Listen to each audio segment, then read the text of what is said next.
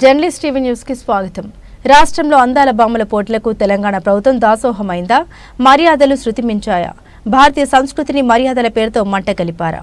ప్రపంచ సుందరి పోటీలకు ఆతిథ్యం ఇస్తున్న తెలంగాణ ప్రభుత్వం కొంత అతి చేసినట్లు ఆరోపణలు కనిపిస్తున్నాయి. తాజాగా మర్యాద పేరుతో భారతీయ సంస్కృతి సాంప్రదాయాలకు పెట్టింది పేరైన తాంబూలంలో కాళ్ళు కడిగే మర్యాదలను అతివల కోసం పణంగా పెట్టడం విమర్శలకు తావిచ్చింది.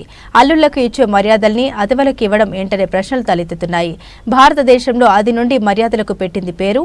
అలాంటి మర్యాదలను ప్రపంచ సుందరిమణుల కోసం దిగజారి దాసోహమైన తీరుపై journalist TV CEO Mareddy Nagender Reddy విశ్లేషణ.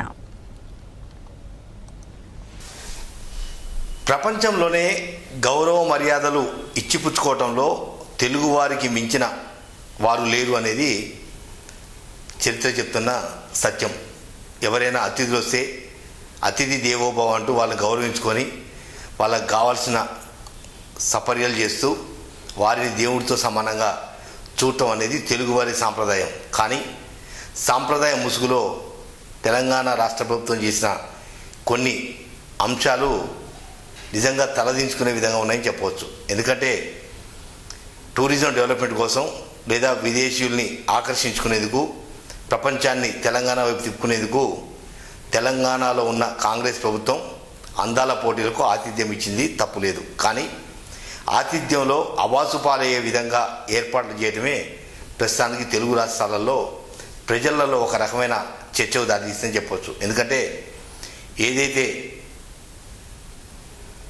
గురువారం నాడు విదేశీ వనితలకు సాంప్రదాయబద్ధంగా దేవాలయాలు తీసుకొచ్చినప్పుడు, వరంగల్ జిల్లాలో దేవాలయాలు తీసుకొచ్చినప్పుడు వారికి మర్యాదపూర్వకంగా కాళ్ళకు నీళ్ళు ఇవ్వటం అనేది ఏ తెలుగు జాతి కావచ్చు లేదా తెలుగు కుటుంబాలు కావచ్చు తెలుగు రాష్ట్రాలలో సర్వసాధారణం. ఎవరైనా అతిథి వస్తే అతిథి కాళ్ళకు కడుక్కునేందుకు నీళ్ళు ఇవ్వటం అనేది సాంప్రదాయం, తెలుగు సాంప్రదాయం. ఆ సాంప్రదాయాన్ని పుణికిపుచ్చుకోవాల్సిన తెలంగాణ రాష్ట్ర ప్రభుత్వం 2 అడుగులు ముందుకు వేసి తమ ఇజ్జాన్ని దిగజార్చుకొని వెండి పల్లెలలో విదేశీ వనితల కాళ్ళు పెట్టి కాళ్ళకు నీళ్ళు ఇవ్వటం అనేది నిజంగా ఎంత ఎబ్బెట్టంటే, వెండి పల్లెలలో లేదా తాంబూలాల్లో కాళ్ళు కడగటం అనేది కేవలం ఇంటి కాబోయే అల్లుడికి మాత్రమే సాంప్రదాయబద్ధంగా తాంబూలంలో కాళ్ళు పెట్టడం అనేది మనకు తెలిసిన సాంప్రదాయం. భారతీయ సంస్కృతిలో అదొక భాగం. అటువంటి సంస్కృతి సాంప్రదాయాన్ని విదేశీ వనితల ముందు తాకట్టు పెట్టి వాళ్ళ కాళ్ళని తాంబూలంలో పెట్టి కాళ్ళకు నీళ్ళు ఇవ్వటం అనేది ఇది ఎక్కడి సంస్కృతి, ఎవరు ఏర్పాటు చేసిన సంస్కృతి, ఎవరు దిగుమతి చేసుకున్న సంస్కృతితో నిజంగా విదేశీయుల ముందు వాళ్ళ కాళ్ళ కింద మనం ఉన్నట్టుగానే నిన్న ఆ దృశ్యం చూస్తే నిజంగా సాక్షాత్కరిస్తుందని చెప్పవచ్చు. ఎక్కడ ఏ పెళ్లిలో చూసినా ఏ శుభకార్యాల్లో చూసినా అల్లులకు కాళ్ళు కడటం లేదా తాంబూలంలో కాళ్ళు పెట్టి బామ్మర్దులు లేకపోతే మామలో అత్తమామలు కడటం అనేది తెలుగు సాంప్రదాయం లేదా భారతీయ సాంప్రదాయం.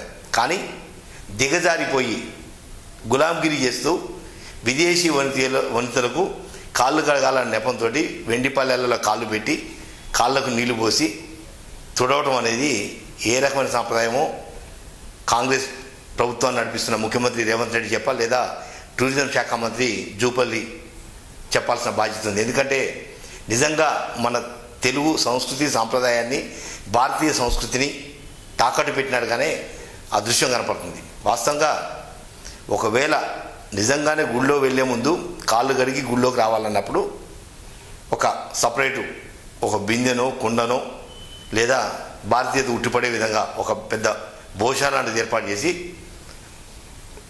చెంబు లాంటివి ఇచ్చి వాళ్లకు ఆతిథ్యం ఇవ్వాల్సిన బాధ్యత రాష్ట్ర ప్రభుత్వానికి, టూరిజం శాఖది. కానీ దిగజారిపోయి వాళ్ళని కూర్చోబెట్టి తాంబూలాలు పెట్టి, వెండి తాంబూలాలు పెట్టి, వెండి తాంబూలాలలో కాళ్ళు పెట్టి కడగడం అనేది ఏ సంస్కృతికి దర్పం పడుతుందో ఒకసారి మననం చేసుకోవాల్సిన అవసరం ఉంది. బీఆర్ఎస్ పార్టీ నేతల ఆరోపణలు, ఆత్మగౌరవం అనేది పక్కకు పెడితే అసలు మనం చేసే సాంప్రదాయం ఏంటి, ఆ సాంప్రదాయం ఎడిపోతుంది.